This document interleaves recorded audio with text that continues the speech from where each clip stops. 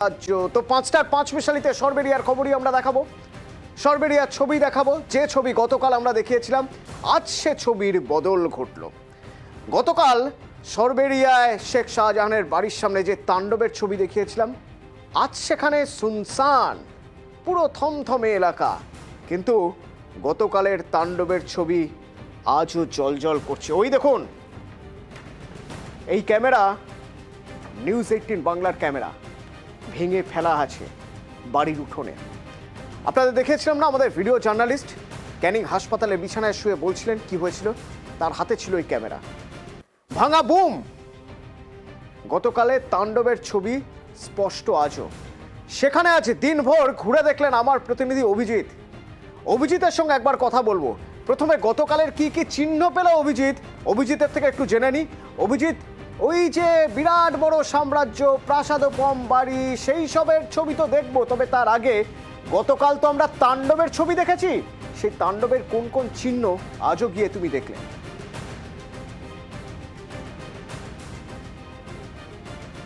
গতকাল যে তাণ্ডব হয়েছিল অতনু, সেই তাণ্ডবের ছবি অনেকটা আজকে ক্ষীণ। কারণ শাহজাহান অনুগামীরা তারা সেই তাণ্ডবের যে চিহ্ন, সেই চিহ্ন অনেকটাই মিলিয়ে দিতে সক্ষম হয়েছে। তবে সব তো আর মেলানো যায় না। ফলে সরবেরিয়ার জুড়ে বিভিন্ন জায়গাতে যে শাহজাহান শেখের প্রাসাদোপম বাড়ি, সেই প্রাসাদোপম বাড়ির সামনে বিভিন্ন জায়গাতে ভাঙা কাচ, সেখানে ক্যামেরার ভাঙা টুকরো, এই মাইক্রোফোনের ভাঙা টুকরো এবং গাড়ির যন্ত্রাংশ, এবং একই সঙ্গে শাহজাহান শেখের বাড়ির পাশে যে পুকুর রয়েছে, সেই পুকুরের মধ্যে বিভিন্ন জিনিস ফেলে দেওয়া হয়। এমনকি পাশে যে খাল রয়েছে, সেই খালের মধ্যেও বিভিন্ন জিনিস ফেলে দেওয়া হয়েছে। বহু জিনিস, এমনকি যে দুষ্কৃতীরা কালকে এই তাণ্ডব করেছিল, সেই দুষ্কৃতীদের, শাহজাহান অনুগামীদের, তাদের ব্যবহৃত পাইপ, রড, লাঠি, সেগুলোও কিন্তু এখনো পড়ে রয়েছে যে শাহজাহান শেখের বাড়ির বিভিন্ন জায়গায়। আর দাপুটে নেতা শাহজাহান শেখ এই উত্তর 24 পরগনার এই জেলা পরিষদের যে কর্মাধ্যক্ষ, মৎস্য ও প্রাণী দপ্তরের কর্মাধ্যক্ষ, এমনকি তৃণমূল কংগ্রেসের ব্লক সভাপতি সন্দেশখালী 1 নম্বর ব্লকের, সেই শাহজাহান শেখের অনুগামীরা গতকাল তাণ্ডব করেছিল, কিন্তু আজকে তারা অনেকটাই ম্রিয়মান। এবং এই যে এতগুলো ডেজিগনেশন বললো না অভিজিৎ, এই যে এতগুলো ডেজিগনেশন বললে, প্রশাসনিক ডেজিগনেশন, রাজনৈতিক পরিচয়, এই সব পরিচয়ের বাইরে তাকে বেতাজ বাদশা বলা যায়। একটা বড় পরিচয় রয়েছে, সম্রাটের মতো। কারণ সাম্রাজ্য বিস্তার করেছেন তো। সাম্রাজ্য কেন সাম্রাজ্য বলছি, তার কারণ যদি বাড়ির ছবিগুলো আপনারা দেখেন বুঝতে পারবেন যে নেহাত সম্রাট না হলে, বিরাট সাম্রাজ্য না হলে এইরকম বাড়ি হতে পারে না। তো একটা বাড়ি দেখছেন, এরকম তিনটে প্রাসাদের মতো বাড়ি পরপর। অভিজিৎ আমার প্রতিনিধি দেখে এসেছেন, অভিজিতের থেকে ভালো জানতে পারবো আমরা। অভিজিৎ, তিনটে বাড়ি, সেই 3টে বাড়ির সামনে বাগান, পুকুর, এ তো এলাহি ব্যাপার।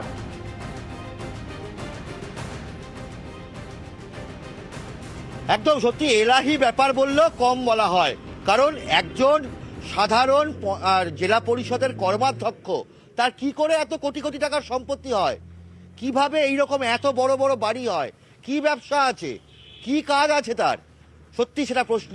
কারণ বাড়ির ভেতরে সামনে ঢুকতেই গ্যারেজের পর একটা সাদা রঙের পেল্লাই বাড়ি, সেখানেই শেষ নয়, সেই পেল্লাই বাড়ি পেরিয়ে তারপরে একটা নীল রঙের আরও একটা আধুনিক ডিজাইনের দুর্দান্ত বাড়ি, তারপরে একটা হলুদ রঙের আবার বাড়ি। তিনটে বাড়ি, পরিচারকদের জন্য বা গৃহকর্ম সহায়কদের জন্য তার আলাদা বাড়ি, বাড়ির মালি অর্থাৎ যারা বাগান পরিচর্যা করে তাদের জন্য আলাদা বাড়ি। আর সেখানেই শেষ নয়, গোটা বাড়ির পাশে বিশাল পুকুর, সেই পুকুরে রাজহাঁস ঘুরে বেড়াচ্ছে। আমার আপনার বাড়িতে কল্পনা করা যায় না। এটা তো বড় বড় 5 তারা হোটেল রিসর্টে দেখা যায় যে যেভাবে পুকুর রয়েছে, এক পাশে রাজহাঁস চড়ে বেড়াচ্ছে, হাঁস মুরগি হ্যাচারি রয়েছে। ভাবাই যায় না অভিজিৎ, ঠিকই বলেছো। সত্যি ভাবাই যায় না, ভাবা তো যাবেই না। কারণ এ তো আর আমার আপনার ব্যাপার না, রাজরাজরার ব্যাপার, বিরাট ব্যাপার, যে ব্যাপার আমরা আম আদমি হয়তো ধরতে পারবো না। তো সম্রাটের মতো, বেতাজ বাদশার মতো যিনি থাকতেন, সেই রাজার হস্ত করে সমস্ত কাঙালের ধন চুরি। তার বাড়ির গ্যারাজ ছাউনি দেওয়া হয়েছে কি দিয়ে জানেন? ছাউনি দেওয়া হয়েছে ত্রাণের ত্রিপল দিয়ে। অর্থাৎ ওই দুর্যোগ হলে মাথার উপর যাতে আজ কিছু একটা ছাদ দেওয়া যায়, তার জন্য সরকার যে ত্রাণের ত্রিপল দেয়, সেই ত্রাণের ত্রিপল দিয়ে গ্যারেজ ছেয়েছেন, গ্যারেজের মাথায় ছাদ তৈরি করেছেন শাহজাহান শেখ। আর কোথায় কোথায় ত্রিপল আছে অভিজিৎ? শুধু তো ছাদ নয়, এ তো প্রচুর ত্রিপলের ছবি দেখলাম আমরা।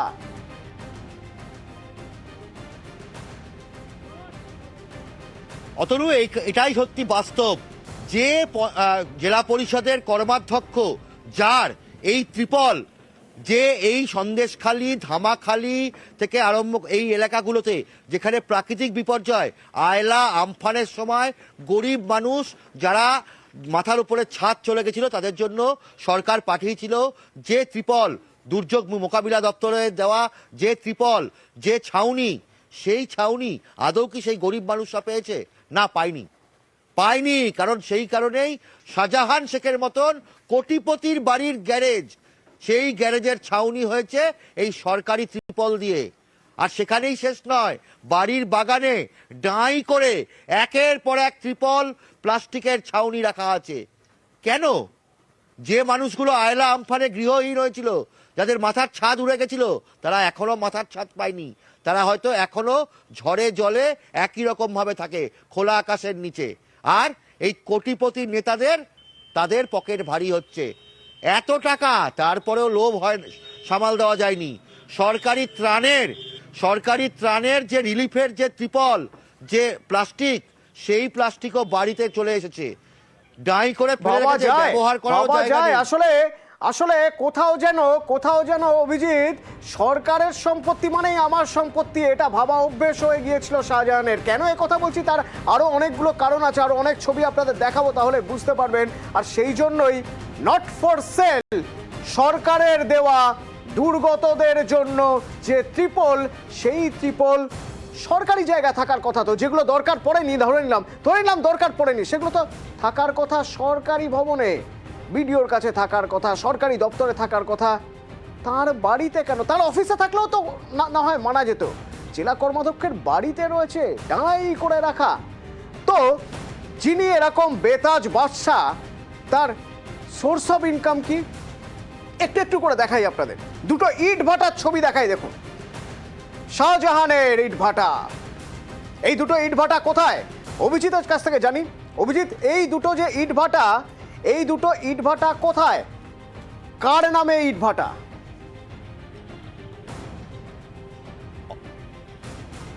অতনু, মুঘল সম্রাটের মানে পঞ্চমতম সম্রাট ছিল শাহজাহান, আর সেই শাহজাহান তাজমহল তৈরি করেছিলেন। তবে এই শাহজাহান শেখ তাজমহল তৈরি করেননি। তিনি একের পর এক সাম্রাজ্য তৈরি করেছেন, যেখানে রিসর্ট আছে, যেখানে বাগান বাড়ি আছে, আর ইট ভাটাও আছে। দুটি ইট ভাটা। সেই দুটি ইট ভাটা কোথায়? না, ধামাখালি যাওয়ার রাস্তায়, সেখানে রামপুর এলাকাতে তার দুটি ইট ভাটা। তার নামেই, শাহজাহান শেখের নামেই সেই ইট ভাটা। SKST brickfield.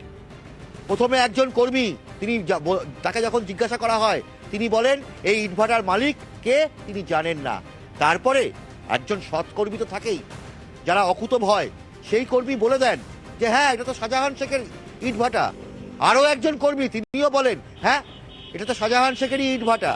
এবং এই শাহজাহান শেখ দুদিন আগেও ওই ইটভাটা গিয়ে পরিদর্শন করে এসেছিলেন, তার ইটভাটা ঠিকঠাক চলছে কিনা।